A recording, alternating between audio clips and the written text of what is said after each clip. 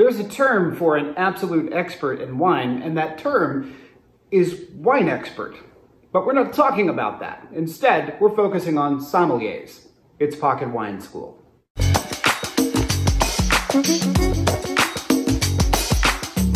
Hi, I'm Tommy with Pocket Wine School, the channel where we learn wine by cutting through the myths, jargon, and pseudoscience. Right now we're talking about sommeliers, a job that very few people calling themselves sommeliers seem to actually have. Let's start with a note about pronunciation. In France, the correct pronunciation is sommelier, scanning metrically somewhere between the words castaway and everyday. In rough and ready America, however, the correct pronunciation is exactly the same. It's sommelier. For some reason, the British trend is toward putting the emphasis on the middle syllable to make it sommelier. But unless you are someone who drinks Gewürztraminer from an aluminium can while pushing a pram with a sack full of nappies, it's best to stick with the standard Franco-American pronunciation of sommelier. A special note though, if you happen to be a wine specialist in the country of Somalia, please let me know because I would legitimately love to hear about your experiences. Many people seem to have, at best, a vague understanding of the term sommelier, only knowing generally that it denotes a certain level of expertise in the wine world. It conjures images of superhumans dipping their beaks into swirled glasses of wine and knowing precisely its grape blend, age, and location of production. As I have covered elsewhere, this is an impressive-looking technique, but in the real world, it's about as useful as knowing who the gaffer was on every Best Picture winner. Just like the rest of us have access to IMDb, we also have wine labels that keep us from having to sniff out the obvious. So does this mean that wine expertise is a scam? Well, of course not. And anyone who says so is in the pocket of Big Seltzer. The trouble is that the word sommelier doesn't precisely mean wine expert. In a technical sense, a sommelier is a restaurant worker who specializes in choosing and serving wine. It's not a rank. It's a job title and focuses as much on serving wine at the table as it does on competent storytelling and pairing suggestions. Now, does the job title suggest expertise? Let's hope so.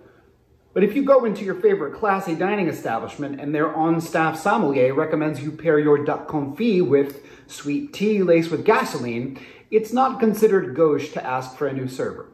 But even if that restaurant had hired that person off the street knowing full well that he or she had never even seen a glass of wine before, that person would still technically be a sommelier because, again, it's a job, it's not a rank. Let me illustrate using a different, though related word. Chef. Any idea what Charlie Trotter, Tom Colicchio, Thomas Keller, and Jamie Oliver all have in common? None of them went to culinary school. They achieved chef status through years of restaurant work, doing the work of a chef, which entails everything from menu design to leading a team of cooks to slinging covers for a packed service on a Saturday night. Now, think about your buddy Grayson, who graduated from culinary school and then immediately went to go work as an accountant or a marketer or a high school theater professor. Do you call him Chef Grayson? Unironically? Of course not. Chef is a job title and description, not a rank. Just like sommelier. Now, I know what people are trying to say. They're talking about those superpowered dudes in the movies. And after all, language evolves. You're splitting hairs, right? Well, first off, that's the humidity. Second, language evolves is an observation, not an argument. Math also evolved over time. But when you write 2 + 2 = 11d12, you're not being Darwinian, you're a dolt. The confusion comes from the existence of wine certification programs, one in particular, which has, since the early 2000s, received some notable attention, both good and bad. So let's talk about the Court of Master Sommeliers. So if you just read the title of this VinePair article, you might come away thinking that the Court of Master Sommeliers has a history spanning almost 3/4 of a millennium. You might think that its headquarters are in stone hallways assembled by the ancient Celts, lined wall to wall with casks of wine transfused from Jesus himself.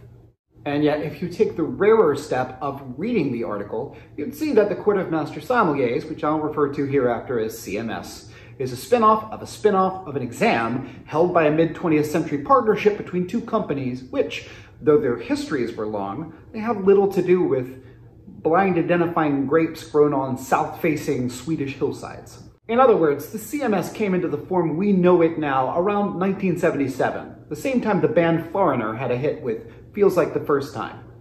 I say this not to defame CMS.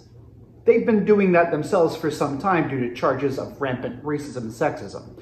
Although, I will say that they've recently made major changes to help address this. Yet, the Master Sommelier exam is famously one of the most difficult exams to pass in the world, and the 3 levels leading up to it are no joke either. However, CMS is not the only wine certification organization, it's actually one of the newbies. So let's look at the history behind its history. Anyone who has studied the medieval period or has played Dungeons and Dragons instead of studying the medieval period knows that in the Middle Ages, most workers were organized into trade guilds. This was a system of masters and apprentices that bears a passing resemblance to today's unions, although they were more focused on self-preservation than on working conditions, so maybe the resemblance is more than passing. In London, a collection of 12 different trade guilds unified under the name the 12 Great City of London Livery Companies. One of those livery companies was the Wine Guild, which is the only time in history that wine and liver have been used together positively. That wine guild was called, rather charmingly, the Worshipful Company of Vintners.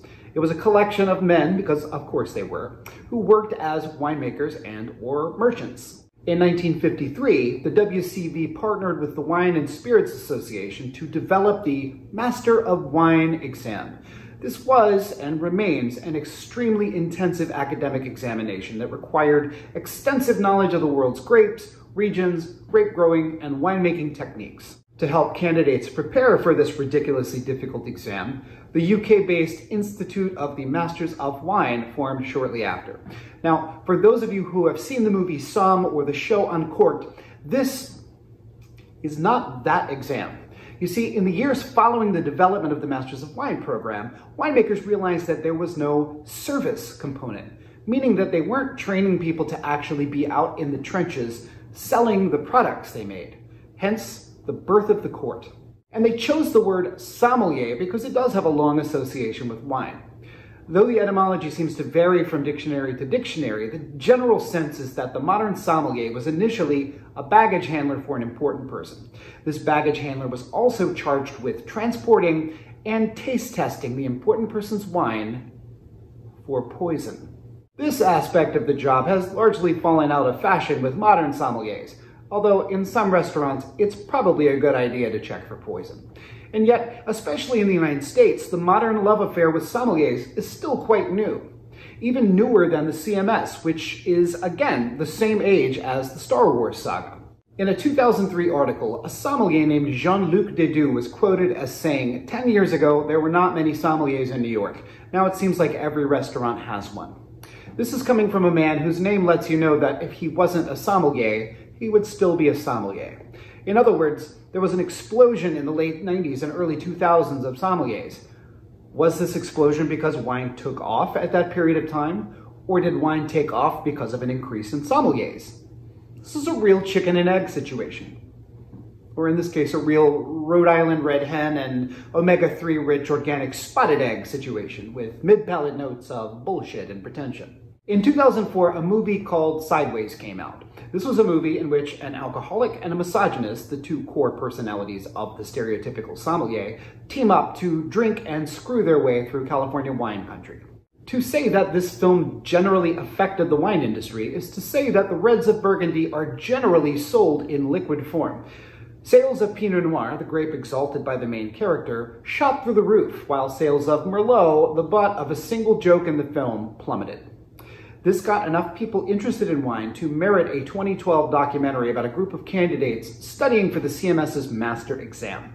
This was called Somm, and it cemented the explosion of sommeliers throughout the US. And as with a real cement explosion, it needs to be handled carefully. Almost immediately, the term sommelier became synonymous with wine expert, and enrollments in wine education programs, not to mention the number of wine education programs themselves, skyrocketed. Now, at this point, it's important to ask yourself, how frequently when you go to a restaurant, is there a waiter there whose job is solely or even mostly to talk you through the wine list? In other words, how many working sommeliers, and the operative word here is working, have you encountered? If you're like most people living anywhere but in a handful of big cities, Even if you're a self-described foodie and or wine geek, that number is probably very small. So where are all of these trained wine people going? The answer for many of them is back to whatever they were doing before they invested in education, but with a little pin on their collar. And frequently, like Chef Grayson, it's back into jobs that have nothing to do with wine. Even working sommeliers have found that as long as they remain in restaurant work, their job is increasingly that of a regular waiter, albeit one who claims authentic Italian heritage, even though he insists on saying prosciutto instead of prosciutto, which is less Italy and more New Jersey. But anyway, more frequently, the sommeliers are moving off the floor and into other positions like general management, cellar curation, consulting, and even winemaking. These are all noble professions, ones that require an immense amount of expertise, work, and talent. But these people, regardless of their certification, are no longer really working as sommeliers. So why is this important?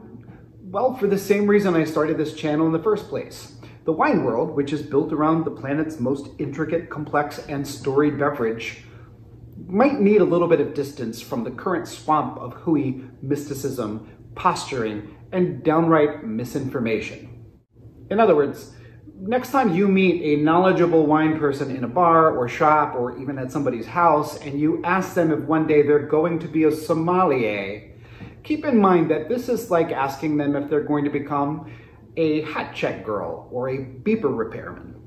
Like those quaint vocations, it's a job that's disappearing faster than a bottle of Ripple into a frat boy's cargo shorts.